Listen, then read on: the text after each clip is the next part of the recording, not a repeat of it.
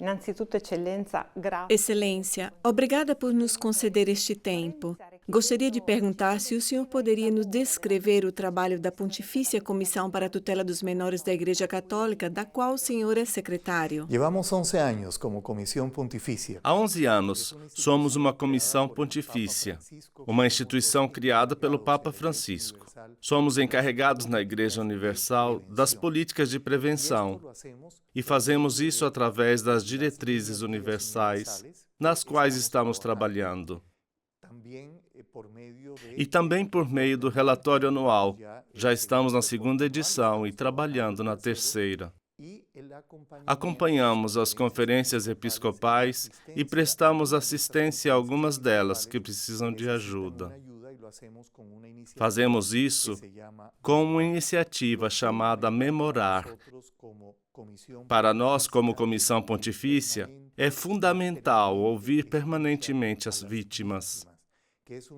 Essa é uma das tarefas que realizamos todos os dias.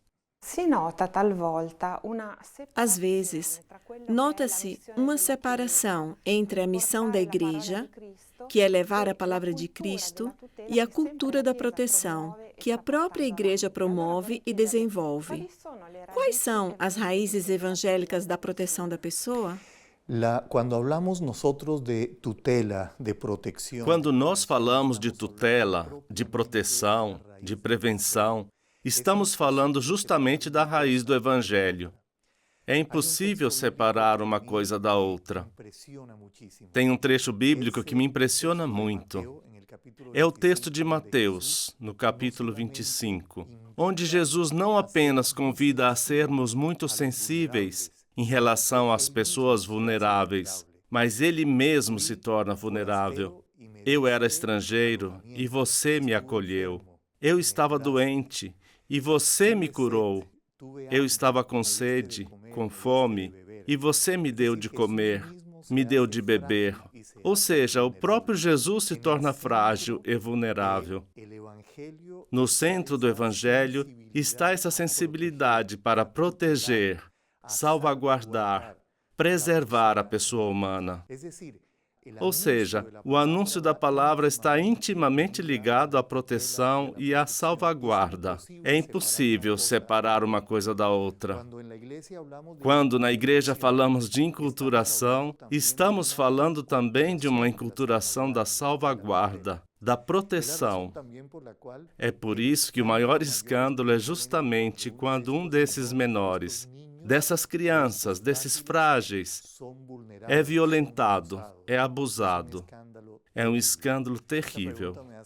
Essa pergunta me fez lembrar dos meus anos como formador no seminário. Fui formador no seminário por 11 anos, mas estou ciente de que não podemos insistir nesta formação apenas para os ministros consagrados. É uma formação integral para todos que fazemos parte da Igreja. Um dos pontos fundamentais é a formação humana afetiva. E quando falamos de formação humana afetiva, evidenciamos elementos muito concretos que todos nós vivemos: as famílias, as pessoas casadas, os consagrados, os leigos consagrados. São temas que dizem respeito a cada um de nós, como, por exemplo, as relações interpessoais, a gestão da frustração, a solidão.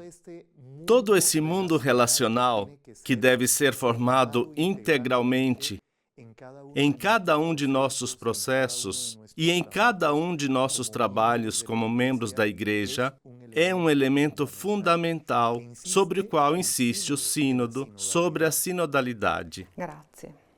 Obrigada. E chegamos ao movimento dos focolares. Como uma cultura de proteção pode ajudar uma espiritualidade como a nossa, que é uma espiritualidade de comunhão, e também vice-versa?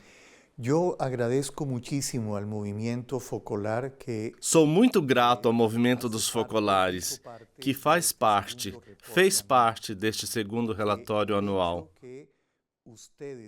O fato de vocês, como movimento, terem aceitado já é um sinal, um passo adiante no desejo de criar uma cultura de proteção em cada uma de suas propostas evangelizadoras. Mas estas propostas evangelizadoras, essa cultura de proteção, deve continuar a encarnar-se em cada um desses procedimentos e protocolos de prevenção. Os protocolos de prevenção não devem ser apenas redigidos e apresentados aos outros. Eles também devem tornar-se vida, ou seja, devem ser apresentados a cada uma das comunidades, movimentos e pessoas que fazem parte dos movimentos. Isso implica, portanto, que é necessária uma formação constante sobre as próprias políticas de prevenção. Além disso, a atenção e a escuta das vítimas deve ser permanente, constante, para que as vítimas se sintam realmente ouvidas, protagonistas ativas. Um ponto fundamental são esses processos de escuta permanente, graças aos quais não só sabemos o que estamos fazendo, mas também o que falta. Nesse sentido, a cultura da proteção também se torna parte de uma espiritualidade de comunhão, na qual vocês, como movimento, insistem tanto. Fiquei muito tocada pela ênfase que o Papa Leão deu no discurso final do recente consistório dos cardeais sobre 3 pontos em particular: crescer na escuta, nas relações e na comunhão. Na sua opinião, qual é a contribuição que uma cultura da proteção pode oferecer a esses pontos e como se concretizam? Me llama la atención esa expresión que usted... Chama-me a atenção essa expressão que você usa, cultura da proteção. Gostaria de enriquecer essa expressão, cultura da proteção, com uma espiritualidade da proteção.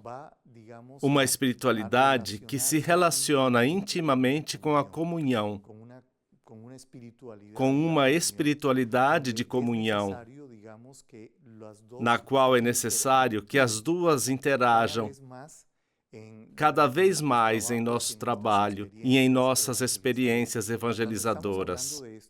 Quando falamos sobre isso, estamos dizendo que a pessoa é um dom e deve ser respeitada em sua dignidade. Cada ferida à dignidade da pessoa é uma ferida à comunhão do ser humano. Além disso, insistimos também no fato de que a autoridade é um serviço, portanto, evitamos o abuso de poder quando tomamos consciência dessa autoridade como serviço. Mas insistimos também no fato de que a ferida não é infligida apenas a uma pessoa em particular, mas também à própria comunidade que foi ferida, a sua família, a comunidade paroquial, o movimento, a todas as pessoas envolvidas. É por isso que todo processo, inclusive de prevenção, deve envolver a própria comunidade. A comunidade deve ser envolvida. E também a vítima deve ser envolvida nesse processo. Gostaria de continuar com o que o senhor disse, uma espiritualidade da proteção. O segundo relatório apresentado pela comissão em outubro passado foi realizado com a ajuda fundamental, se eu li bem, de 40 grupos de vítimas. Excelência, como foi essa experiência? O que o senhor tem a dizer à nossa organização, mas também a toda a igreja? Este es el segundo reporte anual que nosotros hemos presentado. Esse é o segundo relatório anual que apresentamos. Um dos elementos que mais nos impressionou e que aprendemos é que ouvir as vítimas não é algo indiferente. Precisa fazer alguma coisa. A escuta não deve ser apenas empática, mas também efetiva.